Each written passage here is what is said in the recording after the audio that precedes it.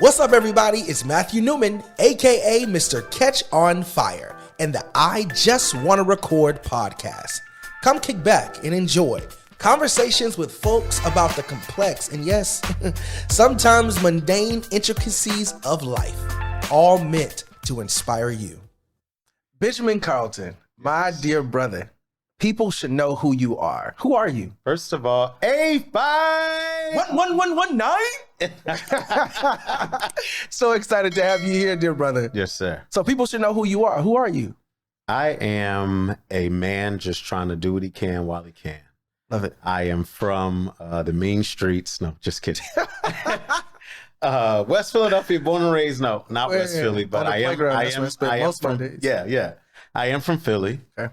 And I attended the illustrious #1 HBCU in the nation. Oh God, we got drama already. Florida Agricultural Mechanical University. Man. Took up business communications, always been a communicator ever since I was young. I started acting in like preschool. So I've always been a storyteller and just one who loves to be and share love and be and share laughter. I got to know what preschool was. Like, how old were you? I was maybe, so preschool, I had to be like 4. Okay. 4 or 5. Okay. Yeah. And I played a grumpy old man in a Christmas play, and they made my beard out of cotton balls. And I had a real raspy voice when I was a kid. I don't remember the lines. I just remember rocking in a rocking chair, saying my lines, and people dying laughing. I think we all have a story where we were once aspiring to be who we are. Yeah. And I remember times, I'll tell the story maybe later, maybe on this podcast, maybe not. But I remember when I was younger, everybody thought that I was going to be the preacher. And I'm the one who's not the licensed nor ordained minister. I still speak, of course, but I'm not that one, right? What my brothers are. But everyone thought it was me because since preschool, I was the one walking to the school bus with a full 3-piece suit on. Wow. All that stuff. We're twins. I had a briefcase instead of a backpack. So that's why I think we're equally yoked, right? Yes. Like in a sense of like, we already know like our bond and, through the last couple of years, etc. But we all have that story. So what do you think was that turning point for you that said, this is who I am? Meaning the point of, I am a communicator. I am an orator. Like what do you think that was? It was always there. You talk about gifts that you either discover, and then there are some that you're just born into and you have. My first major speech was at Temple University. I was in 1st grade. Wow. And I was accepting an award on my elementary school's behalf. In the 1st grade? In the 1st grade. And there are thousands of people, in this auditorium or gymnasium at Temple University in Philadelphia. The only thing I can remember was my feet hurt because my loafers were too small. And I accepted the award, but had to give it to the principal for the school. But I was sad because I thought the award was mine. So I cried all the way home because I didn't get to keep the award. And then I would make the announcements over the school of course PA system. And you were supposed to be like in the upper grades to do that. I started doing it in the 1st grade. So always been a reader communicator. And then I would play church with my friends. And I say this as a gift that I was born into because I didn't come from a religious family.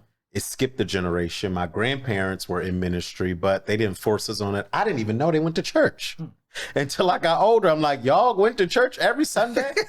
They never. You weren't there? Weren't there. Didn't invite us. Didn't force religion on us. My nana was a nurse. My pop-pop was a minister, a deacon. And I would get a Bible and play church with my friends in the backyard. And I would bribe them with snacks and candy, and I would just open the Bible and start preaching to them, but didn't have a religious background for it. So that could only come from the divine, a gift that was, ignited without my doing. So check this out. Now I got to tell the story. So to your point, we're twins. Here's why. My older brother, and I, we all had the same bus driver. Her name was Miss Jackie. Donnie, my oldest brother, of course, was the one, he's 8 years older than me, 6 years older than my older brother. And we would watch him go on the school bus every day. So we always wanted our turn, right? To ride the big yellow school bus with Miss Jackie. But here's the trick, or the crazy part. The crazy part is I would put on that 3-piece suit every single day. I would tote a Bible. I would wear cowboy boots. And the cowboy boots. I had cowboy boots. The cowboy boots were on backwards. And I would walk and try to get on the bus, and my dad and my mom would pull me back. It was like, no, Matt, or Bud was my name, or still to this day, but not at this time. It's not your time. It's not your time. We used to have a swing set in the backyard during this same period. We used to use broomsticks. Those were our 2 microphones. Oh, wow. The pulpits back in the day used to have them 2 mics. Yes. There wasn't no lapels or no nothing. No over the ears behind it. Just both of them. You had to spoke. Yeah. The broomsticks were our mics. Wow. And that was my start of being a communicator, of preaching and teaching and playing church, so much that we also used to have a small tennis racket that we would put high on our bookshelf and put the old school tape recorders on top of it. And we'll put it up, and that was our live recording. Wow. So we would get my mom's popcorn cans. Those are the drums. We had a little what's it called? The little small keyboard with the little turntable on it, Rap Master. And that used to be our keyboard. We would play church and charge an admission, 25 cents into our live recording. Wow. So much synergy there in regards to the upbringing. I used to say I was the first one to do the crate challenge because I would make my podium out of crates. Yes, sir. Yes, sir. And stand on the crate and preach from the crate. I also had the Talk Boy. Of course. When Home Alone came out. And I also wanted to be on TV, host the news or anchor the news. I wanted to be on Good Morning America. I was a geek, loved watching the news. And so I would record myself reading the newspaper and then play it back for my siblings. They hated me. All right, come around, listen to me. And I would play the news back for everybody. And all of that has fast forwarding, all of that has played such a critical role in your evolution. Yeah. Being on the news, currently hosting a show with another dear brother of ours, your line brother, and so much more. And so what I want us to really dive into this topic of open. That's what I want to spend our time on this morning. And for those watching and listening later, to really see our hearts in this conversation about this topic of being open. And I want us to explore this topic of being open. Why? Is because this is such a critical time in our lives, not only with us still struggling to be accepted by the masses, but also within our friends and our family, right? We look at the Tennessee 3 and the issues that are going on right now in Tennessee with those 2 young 27, 28-year-old brothers who are literally fighting for their voice. So this is a time where we all have to be open. I want to read something that is your quote from the op-ed The Root from 2015. Oh, wow. And this is going to go into your book that everyone is watching can see on the table, but also those listening, you will hear the title shortly. But open quote, Benjamin Carlton said this: "For more than 15 years, I've struggled to accept that. My journey has been grueling and painful. But it's similar to those of many others who struggle to accept who they are because of society's prejudices towards the lesbian, gay, bisexual, transgender, and queer/questioning community. Now is the time to put aside differences, be willing to preach love, and to make room for people of all colors and sexual orientations." Close quote, The Root, 2015. Wow. Crazy that 2015, 8 years ago, you wrote this. None of this has been resolved, even in 8 years. But I want us to spend majority of the time today really hearing from you about this topic of open. Your book that's on the table, I'm Black, I'm a Minister, I'm Gay, hit the waves, went all over the place. You're a TEDx speaker, the whole nine. Walk us through this book. Walk us through your story. Now that you are out, quote unquote, right? I'm Black, I'm a minister, I'm gay. What is it? I wanted to add, I think either a third or fourth point to an earlier point you made about being open. being open to society, being open to our friends and family, we also have to, number one, be open to ourselves. The greatest struggle of all. When you are open to yourself, everything else falls into place. But when you're trying to create a persona, create a version of you that is acceptable to the society you live in, to the friends and family you do have, that is when you start creating the alter you or the counter you, the you that is counter to who you are. But when you become open to self first, everything else falls into place. Everybody who's supposed to be there will be there. Everybody who's supposed to love you will love you. And everybody that's not, just won't. Wow. And we got to be willing to let those people go. Wow. And so that was the first major step in me telling my story, was accepting me, the part that I did know about me, and understanding that everybody else is not going to accept that part of you. And I have to be okay with that. This book literally ripped my life to shreds. What I thought I knew, I didn't. Yeah. Who I thought I knew, right? Your friends, your close, your loved ones, who I thought I knew, I didn't. Because they loved the version of me that I presented, but did not love the version of me that was the real me. And so being open is so crucial, but the first step is self. That's good. And I didn't have all the answers. I just knew I was tired of playing this game of hiding.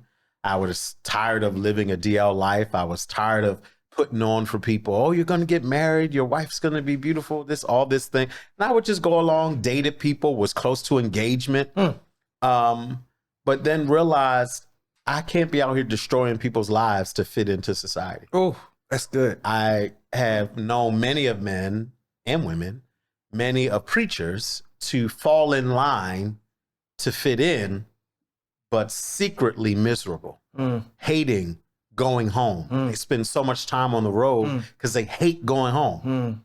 On the road, they can be themselves. You can go preach and then go wherever you want to go and be whoever you want to be once you take the robe off. But when you go home, you have to be that husband. You have to be that father. You have to be that preacher. And I was like, I don't want that life. I always looked forward. Yeah. Right. Even when I was in corporate, I worked in corporate for some years, for some major companies. And I looked forward. I said, I don't want that. I want to be CEO, but I don't want to be miserable. Yeah. I want to be a partner, but I want love in my family. I don't want to be working. Like, one of my duties for one major firm was to force people to go on vacation. Interesting. They had hours and hours. They had weeks and weeks and weeks of vacation that they were not taking. And they had the money, they had the cars, the Range Rovers, the houses. They never had time to enjoy them. I was like, I don't want that life. And so I did not want the life of playing the straight part with a wonderful wife and wonderful kids, but being miserable.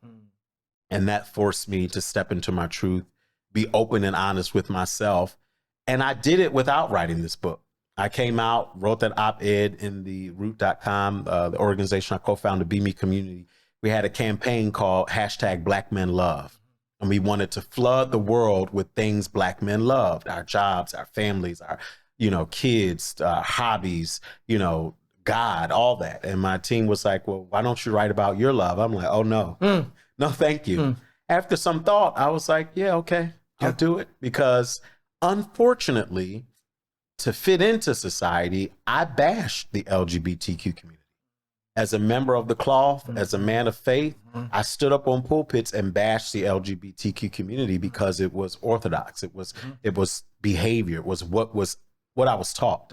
And so I couldn't now, since I decided to come out, just be on Instagram with a boo. It's like, sir, wait, what? You just told us we were going to hell. Now you are one? What's happening? Yeah.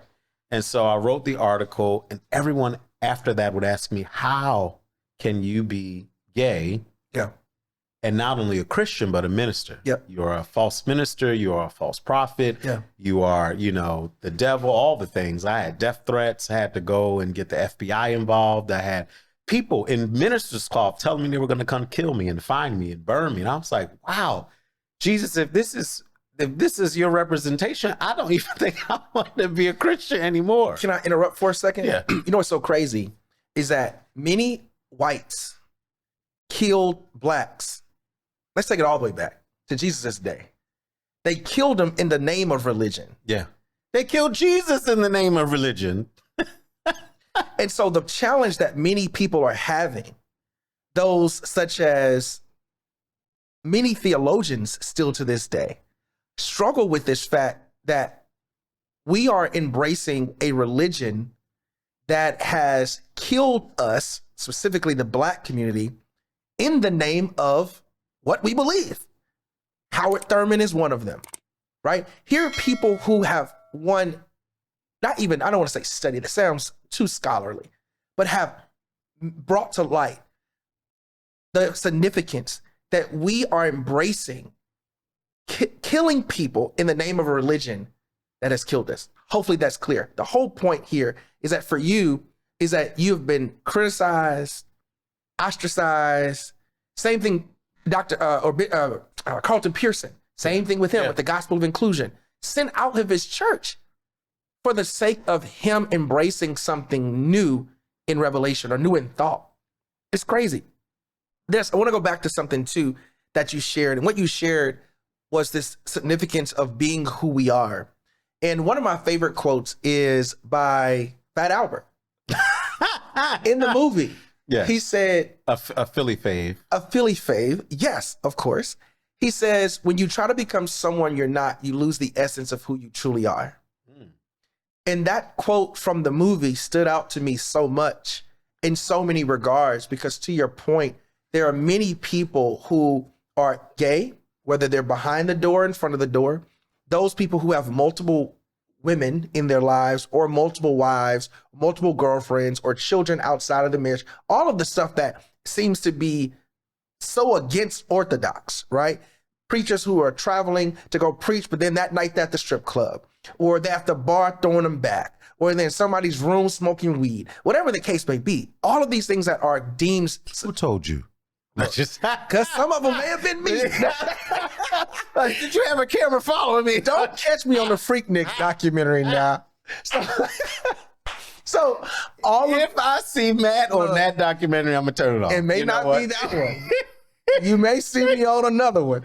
But there's so many things that are deemed so unacceptable, yet we all reverence this accepting God. Yeah. And so my question in all of this is how do you navigate the church being as present and focused as you are on being a phenomenal communicator, a phenomenal teacher and preacher? How do you focus on preaching the love that you spoke about, but yet being criticized by the church? How do you stay focused? What is your focus? So I realized, even in writing and releasing this book, which is also available on audiobook. Yes. Is that I'm running to the fire every day. I am facing monsters every day. I'm facing hate rhetoric every day. Choosing love is a hard decision, especially when choosing that love is against who you are as a person. And so I find myself really deep rooted in understanding that though I may be persecuted, though I may be talked about, though I may be, locked out of some rooms, though I may be, accused of all these things, they did it to the one I serve.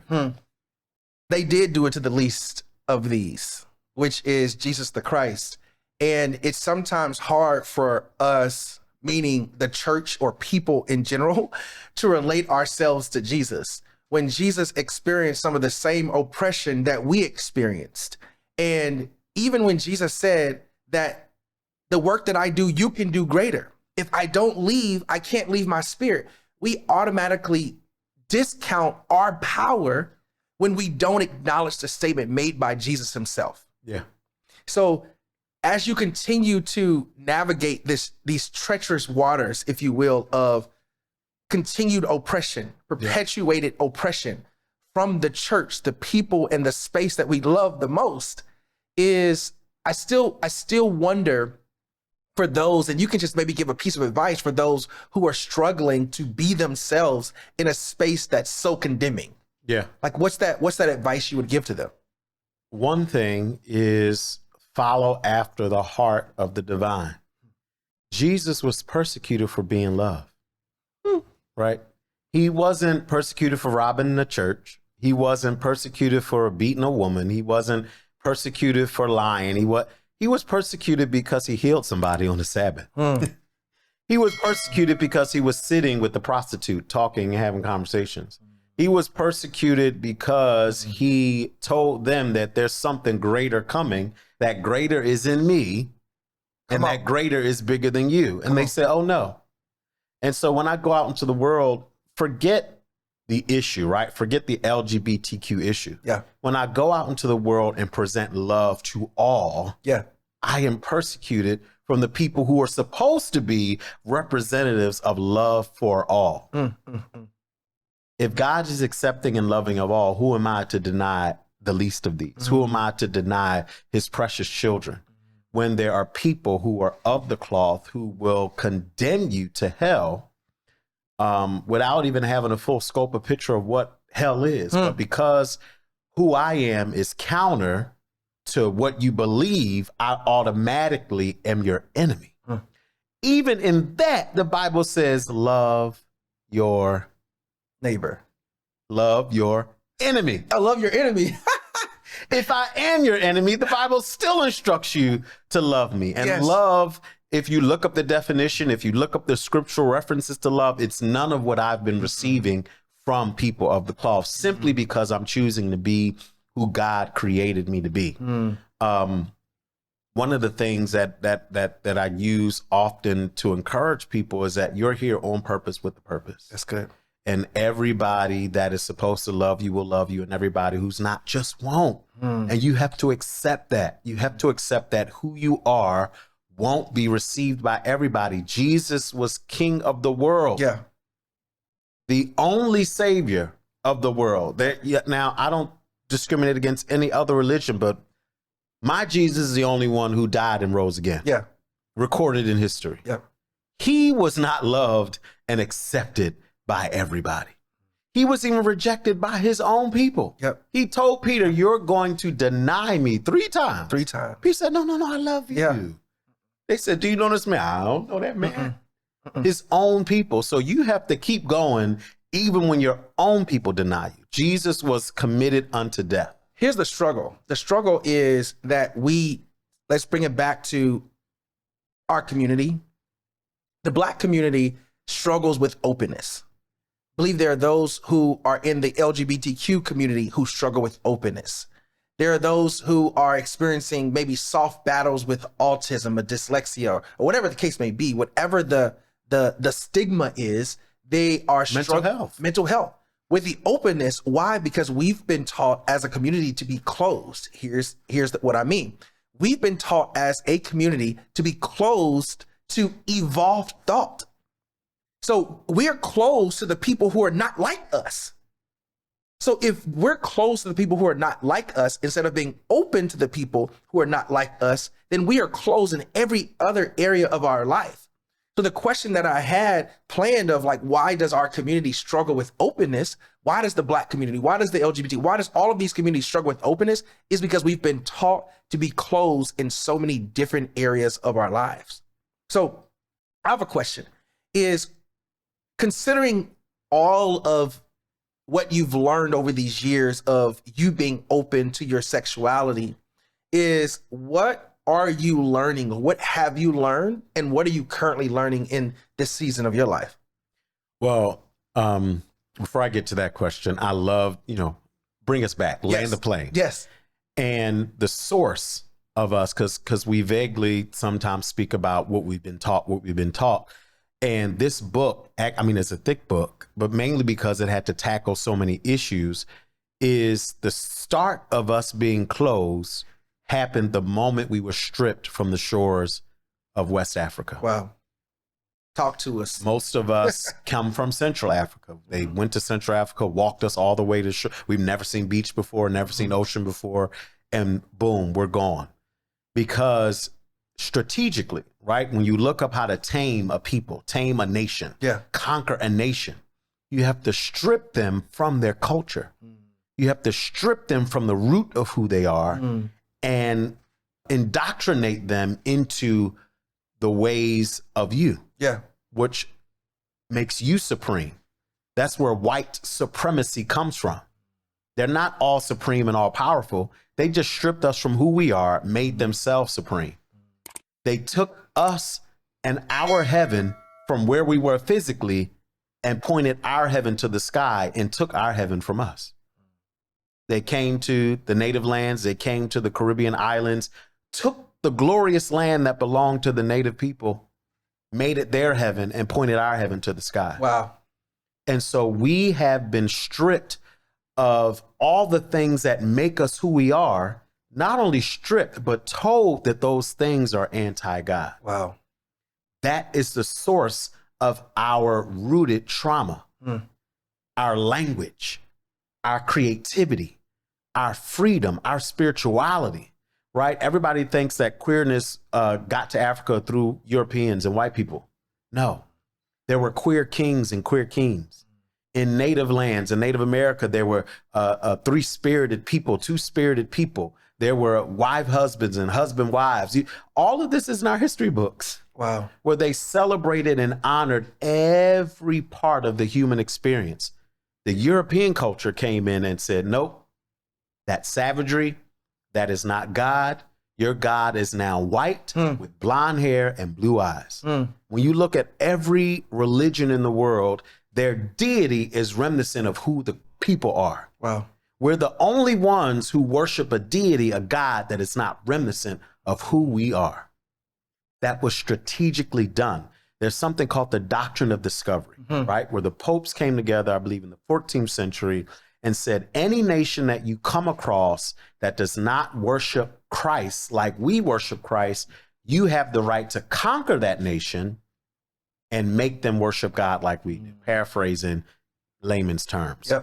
Terror in the name of God, stripping lands of their resources, right? They not only came in and taught us religion, they took our gold, they took our land, they took our resources, made it their own, all in the name of God. When you look at the Ethiopians, they were not able to do it because Ethiopia, Eastern Orthodox, they had a version of Christianity. And when the Europeans came and said, hey, we want to give you Christ, they said, oh, we're good. We got Christianity. And because of that doctrine of discovery, they were not able to conquer Ethiopia. Wow. But everywhere else, they were in the name of God. So the source of us being taught not to be open is rooted in us being open, being counter to who God is. That's why when you look at how the white church and the black church got started, we black slaves were told to sit in the back, be quiet.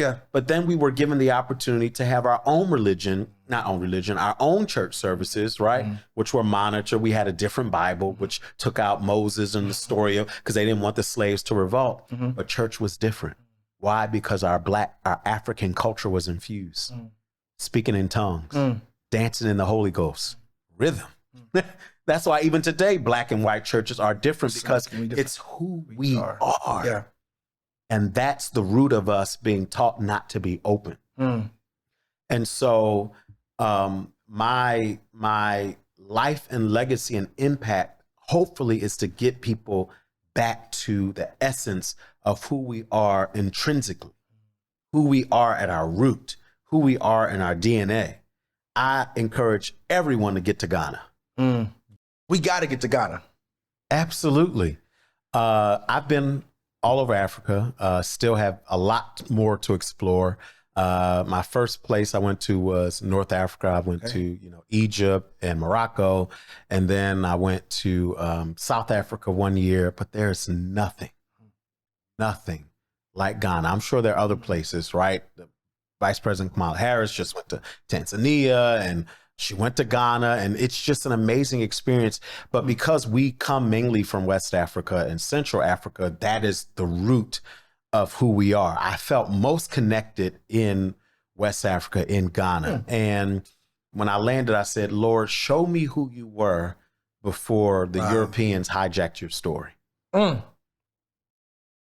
And I got so many revelations, speaking to our ancestors, channeling the spirit of who we were before you were stripped of everything. When you go there and literally walk the lands and hear the stories of how we've been stripped, Wow. and they kept us in slave castles for weeks, torturing us and stripping us, making sure people weren't together that knew the same language, feeding us slop. And, yes, we love our good home soul food. Yep. And I'm not trying to strip that away from everybody. I love my fried chicken, greens, and mac and cheese, and I love it, right? Yeah. It's who we are. You do that, you're in trouble. But what was our diet before we were given the slave menu? Yeah. What were we eating? Slave menu. The slave menu, the slops, the leftovers what we are is resilient. We will make do with whatever we're given. That's for sure. And we made do with the slops, the leftovers, what was made left of the animal after they took all of the prime important pieces. Yeah. But what was our menu? What was on our menu before the slave menu? What did we eat? How did we survive and thrive? And so that's my ultimate purpose, is connect people back to who we are at our core. Because when we speak about who we are, right? I can't even have a conversation with the church about LGBTQ until I get the church to take white Jesus off the window. Wow. Right? And the source and the root, I'm not denying Christ. Yes. I'm denying the white supremacy of it all. And how people don't even know that most of the Bible is not white folks. For sure. For sure. There's no way in central Northern Africa, in the desert, were white folks. White folks were European, north of everything or south of everything. Yep. Not in the middle. Yep. Not where the Bible was sourced and written. Yep. They came and took over those lands, but they were not the source. And so I think if we get rid of the erasure of who we are as Africans, we can then have conversations about accepting people of all backgrounds, orientations, whom they are, because that's who we were at our root. I studied it. I looked it up. It's in the book. And that is my ultimate purpose and legacy, is to tap us back into who we are. And I know as a trailblazer in this regard, I won't be welcomed with open arms. Yeah. I'm disrupting culture, disrupting norms.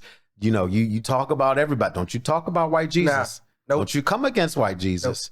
But truth is, God is in this movement of exposing us to us. And it's happening with the younger generations who are tired of doing things that are counter to who we are naturally. I love how even with the Tennessee 3, they're like, no, we're not taking it anymore. Nope. We're not doing things because, and it is the what pains me the most. And again, I used to be this guy, so I get it. It's the black gatekeepers who are wanting to uphold, for sure, status quo that is counter to who we are. That's right.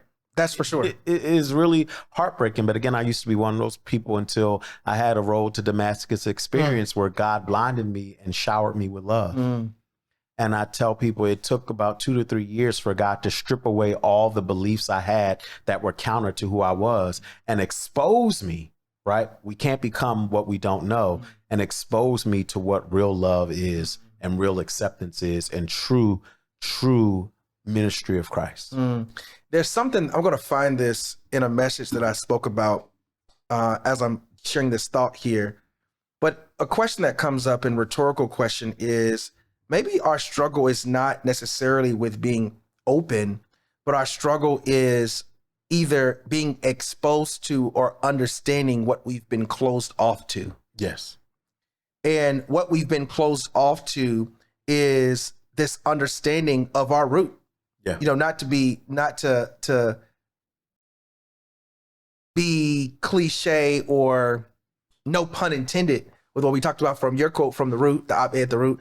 But in essence, it's like we have so much that we have been closed off to that could potentially halt our openness. Yes. Or prevent us from being open, because there are things hidden from us, closed from us, understanding of our origin, of our roots, that won't allow us to branch off until there's some understanding. To your point is that you can't have a conversation about gays in the church, gays in the pulpit, without first taking off the white Jesus off the wall, or the one that's behind the baptism pool.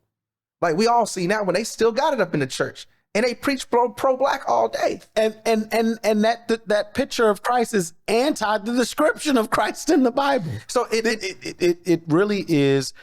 You talk about being exposed. Now, yeah, these agents of hate and agents of suppression are bold. They are legislating our history away. Yeah.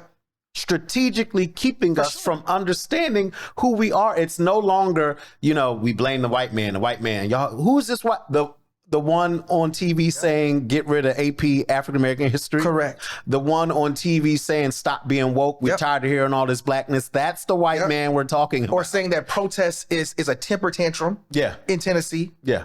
Or Ruby Bridges trying to take her out of the schools, out of the historical text. Yeah. Those are the people. Or dismissing a member of the not House of Representatives, but the Tennessee representative, correct, simply because they protested. Because they protested. That's the white man we're talking about. Elected that is the source of stripping us from who we are. Because when we know who we are, we can be more open. When we know who we are, we can tap into our true power. There's this message I spoke in October of 2018. It's a message entitled "Stop Holding Yourself Hostage. Your freedom has been restored." For those biblical folks who want to go look it up, Ephesians 2:2-6, then the 107th division of Psalms, verse 2. I gave this opening quote. And I'll start off with what I recited. It says, Martin Luther insisted, "This one and firm rock, which we call the doctrine of justification, is the chief article of the whole Christian doctrine, which comprehends the understanding of all godliness." From 1513 to 1516, Martin Luther received what historian Dr. Lewis Spitz terms as an exegetical breakthrough, or revelation concerning the fullness of God's grace. From a former understanding of, open quote, the righteousness of God, close quote, being an active, destructive, jarring punishment, Martin Luther evolved to understand and accept the righteousness of God as a gift freely given through the finished work of Jesus' sacrifice. Here's the biggest point. Martin Luther wrestled with the idea that the struggling sinner must too endure the punishment of a vengeful God. The sinner too, dealing with every kind of calamity, must too succumb to a threatening gospel of righteousness. However, through lecturing, meditation, and prayer, revealed to Luther that the righteousness lives only by faith, or in other words, the merciful God declares a sinner fully righteous. My favorite theologian and historian, Eric Butterworth, in a book titled Discover the Power Within, this is the book that changed my life. He says that seek ye first the kingdom of God, that which is within, and all of its righteousness, right thinking. Once you do those things, then everything else should be added unto you. Yeah. The peace, the love, the calmness, the courage, all of those things that we seek shall be added once we figure out what's inside of us, who we are. And so I bring this monologue here up for the sake of we have work to do on ourselves in order to understand what's been closed off from us that will get us to being fully open and exposed to who we truly are in all regards. Whether it's the folks in the church struggling to understand why they embrace Christianity, whether it's the person who's behind the door worrying about what their family's going to say if they come out and tell them they're gay, or whether it's somebody who's coming out to even tell their family they have a mental issue, a mental health issue. Whatever it is that we got to be okay with embracing and being exposed to, or being exposed to and embracing what we've been closed off to before we realize the value of being open. Yeah. Whatever that means. Yeah. So I want to close by, we got to do a part 2 to this. And because the fire is just ramping up. It's just ramping up. I feel my help. I literally feel my help. And it's so crazy. We have to almost contain it, right? Yes. Like in a sense of, I'm sitting here shaking. Because of everything that can come out, yeah, in this time, and we always schedule this time, etc. But we got to do a part 2. Yeah. And if you're down for that, Absolutely. I think it's going to be good. So let's just end with this part. There was one thing that I wanted to touch on, but I believe we can carry that into part 2. But 2 questions to close us out. One is, what has been your most valuable contribution to society? And then secondly, talk about next steps. How can people find you? How do they purchase the book? And then a closing thought for the people. Yeah. My ultimate contribution is 2 things. Well, actually 3. Love, light, and laughter. That's what I want to be remembered by. Not a building, not a monument, not an initiative, not a program. But when I was in Ben's presence, there was love, there was light, and we laughed. And that's what I want to contribute to the world, because at the end of the day, all these things can go away, but the essence of how I made you feel will never go away. Yep. That always lives with you. That's an energy that never dies. And so that's what I want my legacy to be. And I think through those things, great things will happen, but I want that to be the core of the legacy. Going to Ghana, I received instruction for my next book, which is basically God before the slave trade.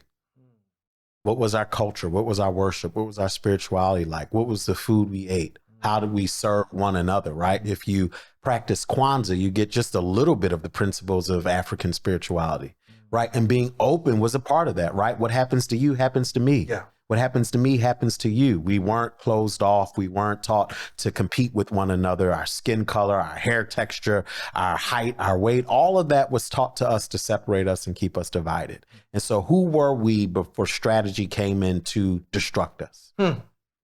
To devolve us, not evolve us, to devolve us. Who were we prior to that? And that is the great struggle for a lot of people, because the brain tricks us. Once the brain gets into a system, a pattern of working, of beliefs, it's so hard to undo those things. Absolutely. And that's the work that I'm doing. People can find me on Instagram and Facebook. I got off Twitter. Can't get with Elon. But not at all. At I Ben Carlton, you can find my audiobook on all platforms. I'm Black, I'm a minister, and I'm gay. And you can pick up my book on Amazon or blacklovewins.com, because Black love and Black culture is truly, truly the heartbeat of the world. When you look at influence around the world, if you travel the world, you see Blackness, you see African influence everywhere. The Moors travel the world teaching people how to take baths. Yes. Teaching people how to take care of themselves. Yep. So if you're smelling fresh, you can thank the Moors. Yes. I mean, so much is rooted in who we are that was stripped away. And the quote that I always tell people is, until you bring your full self to the table, the universe cannot give you everything that belongs to you, because the universe does not recognize you. Wow. And so until I brought my full self, my Black self, my queer self, my flamboyant self, my masculine self, my feminine self, until I brought that to the table and was willing to yield that to the universe, everything, I couldn't receive everything because there was no place for it, right? And so until you bring your full self to the table, the universe cannot give you everything that belongs to you, because it's locked up waiting for that personality, waiting for that statement, waiting for that elevation of thought. And so that's my encouragement. Bring your full self to the table, and whatever happens is supposed to happen. Yeah, that's incredible. Benjamin Carlton, thank you for being on the I Just Want to Record podcast. Just as my pastor, Pastor Jeremy, says, it's my hope that for those who are watching and listening, that this podcast, the words that Benjamin shared today, falls on good ground, that the wind won't blow it, the sun won't scorch it, and the crow won't eat it. Thank you for being on the I Just Want to Record podcast. Thank you, fam. Thank you for joining us on the I Just Want to Record podcast. Be sure to like, subscribe, and follow so that we can inspire more people just like you.